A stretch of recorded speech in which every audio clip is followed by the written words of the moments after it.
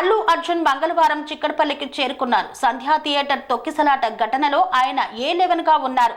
ఈ కేసులో విచారణకు రావాలని అల్లు అర్జున్ ను చిక్కడపల్లి పోలీసులు డిసెంబర్ 23న నోటీసులు ఇచ్చారు. ఈ నోటీసులతో అల్లు అర్జున్ చిక్కడపల్లి పోలీస్ స్టేషన్ కు వచ్చారు.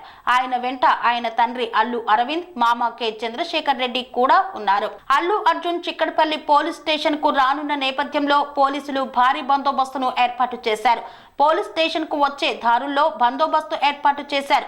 పోలీస్ స్టేషన్ వద్ద మీడియా, పోలీసులు మినహా ఎవరూ ఉండవద్దని పోలీసులు ఆంక్షలు విధించారు.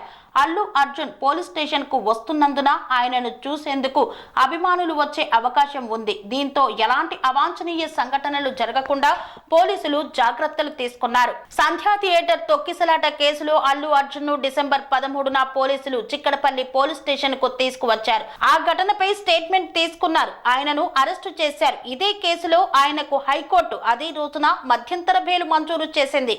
ఈ కేసులో మరోసారి అల్లు అర్జున్ ను పోలీసులు విచారించనున్నారు. దీనిపై ఆయన నుండి స్టేట్మెంట్ తీసుకోనున్నారు.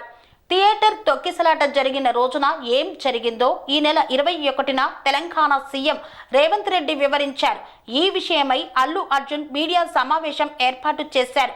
రేవతి చనిపోయిన విషయం తనకు తెలియదని అల్లు అర్జున్ చెప్పారు. తప్పుడు సమాచార లోపం వల్ల తన ఇలాంటి ప్రచారం తెర మీదకి వచ్చిందని ఆయన అన్నారు.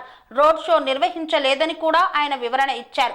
సంధ్యా థియేటర్ కు అల్లు అర్జున్ ఎలా వచ్చారో, తొక్కిసలాట ఆ తర్వాత ఆయన ఇంటికి వెళ్లే సమయంలో అభిమానులకు అభివాదం చేస్తూ వెళ్లే దృశ్యాలను డిసెంబర్ 22న పోలీసులు విడుదల చేశారు.